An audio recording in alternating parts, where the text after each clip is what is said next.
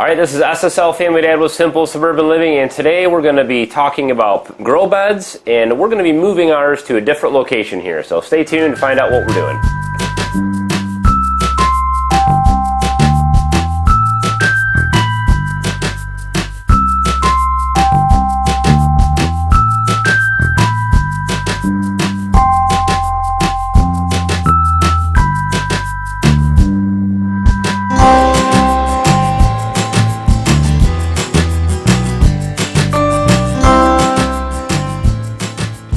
Alright, so last week we talked about our sump tanks, and I moved those down to a better location here inside the grow bed frame.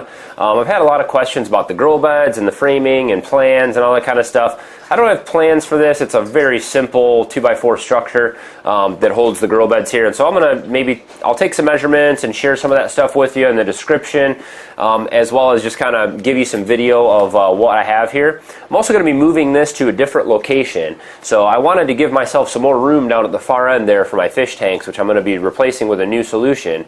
And I want to kind of center this in between the windows. I'm also going to be using some basement concrete ceiling paint to seal up the wall and paint it white for better reflective properties. And so we're going to be kind of doing a lot here. This is going to be very difficult, so this could be a catastrophe. So you have to stay tuned, I guess, and find out. But this is very heavy, and so I've got some ideas on how I'm going to move this thing. But I'm not sure. I'm also going to be cutting the legs off of it here because I want to lower this down to as low as I can get it to the floor. So it's going to be about 8 or 10 inches lower than it is right now. So I'll go ahead and start by getting everything disconnected from it and pumping all the water out into a temporary storage location.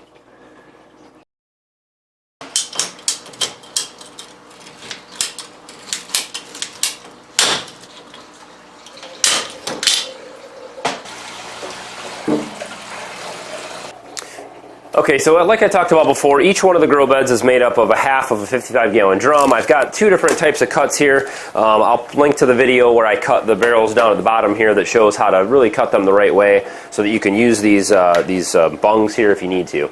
But the frame is very simple. It's all made out of 2x4s. The total length of the frame here is just over 112 inches, so about 9 foot 4.5 inches.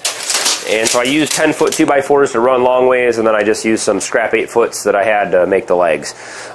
Everything's pretty simple and straightforward as far as the frame goes.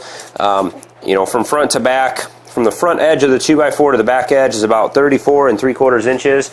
Basically what I did, and why this is kind of odd measurements, is I just took one of my half barrels and I stood it up, and then I just laid 2x4s out on the ground around it and measured what I needed to measure and just marked it out that way. So I didn't use anything specific other than just the barrel itself. There's a 2x4 that runs across the front of the whole frame, and then the same exact thing is mimicked on the back so that the legs are kind of on the inside here, and these are just more supports for the grow beds. The one down below here is more of a support to keep the legs straight, and then same thing on the ends. So everything has been working really well. There's nothing that I would change about the frame at all, really. I've got 2x4s that lay flat in between the grow beds, which I'll show in pictures later, you can see.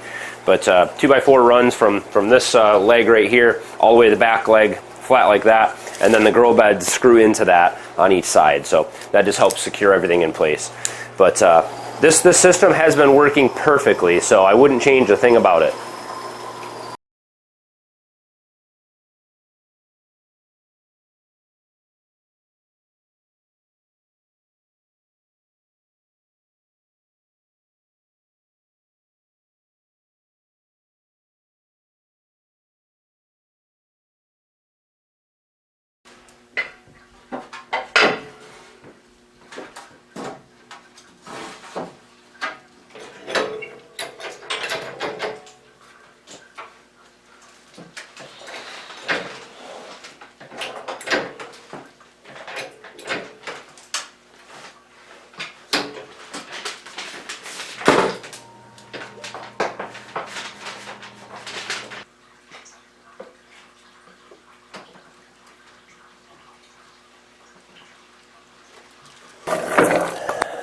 Okay, well, that's not going to work. I can't get it up high enough off the ground, so I need something to prop this end up and get it on wheels so I can move it. So I'm going to use this skateboard here. and we'll see if we can just get this propped up enough to get these legs off the ground, and then I'm going to jack up the other end and move it just slightly.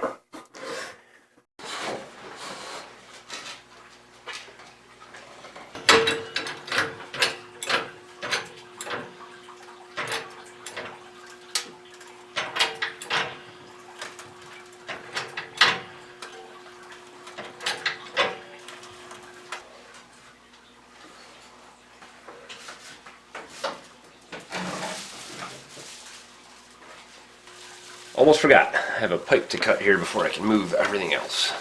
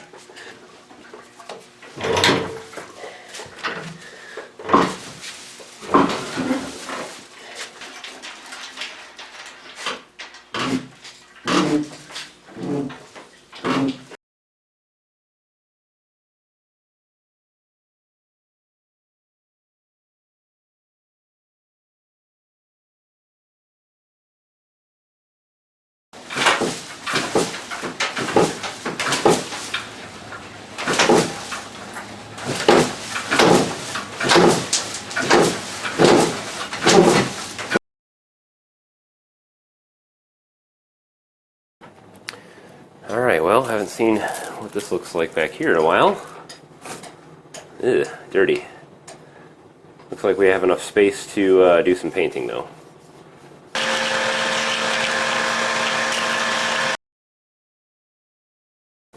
Alright, so time to get the walls sealed up down here. We're just using this Ace brand block filler and sealer. It's just a real thick, I think it's a latex type, yeah, latex. So it's a real thick kind of coating on the concrete, and we plan to use this on the entire basement. So I wanted to get these walls done while I was moving this system around. It just made sense to me to do it when I could.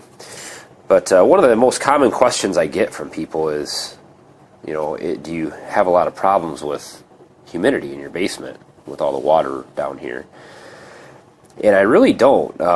You know, in the winter time when it's super cold out, like right now, I think it's about 18 degrees outside. We get some condensation on the windows down here, right above the system. And all the basement windows really get some condensation, but the ones right above the system get a little more. So you can tell it's probably a little bit more humid in this area. But that's really the extent of it. I mean, in the winter time, you want as much humidity in the house as you can get anyway. So it's not really an issue. In the summertime, we have the air conditioning running, and it just stays kind of cool down here. So I just don't think there's a whole lot of evaporation, to be honest with you. The new fish tanks that I plan to put in, or new fish tank, one single larger fish tank, will have a lid on it also, and so there won't be a whole lot of exposed water. You could cover all of your tanks, sump tanks, swirl filters, with small little lids, and help keep that condensation and evaporation down. Not condensation, but evaporation down as well. So lots of options for that.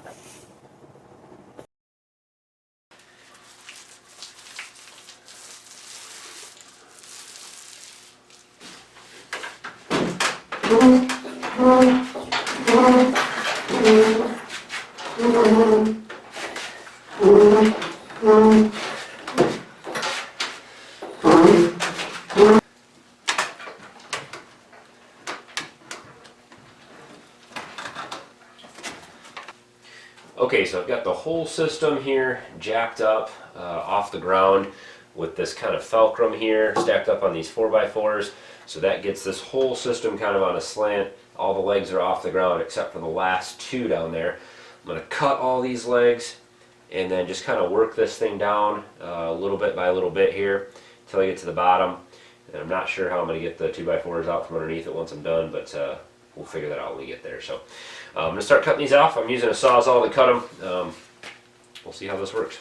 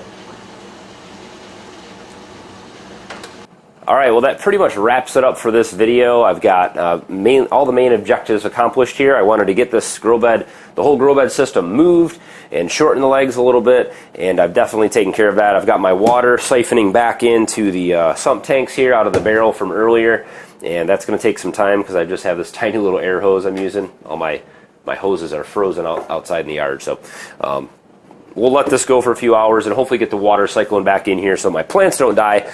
They generally can go without water on the roots for about 24 hours, but after that they tend to wilt out, and it's hard for them to recover after that. So, but I really like the height of the system. From the floor to the top of my frame here, I'm looking at about 49 inches, or 41 inches. I was at about 49 inches before, so I got about a 7 or 8 inch drop in the height here. And it really feels a lot nicer. I love being able to reach to the back of the grow beds a lot easier. I've got a little more extra space for the plants to grow, and I think this is going to be much nicer. One of the things I've wanted to do since I built the system, I put it together and got everything going, and I just noticed that it was too high. So this is much better with the sump tanks down below. This is a self-contained unit, and I think this is going to look and work a lot better. I am also going to be doing a lot of other renovations to the system, so I'm going to be redoing. I've got a new idea for a DIY grow light that I'm going to be working on here in the next, hopefully the next few weeks. I've also got, I'm going to be redoing these grow beds and making this look a lot nicer, just kind of updating and changing things around a little bit. I'm going to be putting some signage up, and I want this to be a learning system so I can bring family and friends down and the kids, and we can do lessons on different things, whether it's growing plants or the aquaponics or the fish or whatever. We can use this for a lot of different teaching. So I want to use it, and I want it to look nicer down here. I'm also going to be redoing the fish tanks and the swirl filter and building a mineralization tank and kind of updating that whole thing. And I'm going to be trying a different kind of fish other than tilapia. I may anyway. I haven't decided 100% yet. So look for those videos coming out in the next month or two. The system's continually evolving, and so stay tuned for. You never know what might happen or what might change. I do apologize that it's taken me kind of a long time to get to this point, and I had planned on getting this all done before Christmas, but life is life, and we work, and we have lots of things going on, and so I just wasn't able to get it done as quickly as I hoped. So stay tuned for the videos. Stick with it, guys. I appreciate your patience with everything, and I'll have videos continuously rolling out on this thing. It's always evolving and always changing. So I appreciate your support, guys. Please hit thumbs up on the video, and subscribe to the channel if you want to kind of check out the updates and things. If you have questions about the grow beds or the system I'm using or anything like that, please ask in the comments. I'll point you into a video I've already done, or I'll answer it and maybe make a future video on it if you have, if I get a lot of the same questions. So please ask those questions and make your comments below. I always appreciate it, guys. As always, thanks for watching. Have a good one.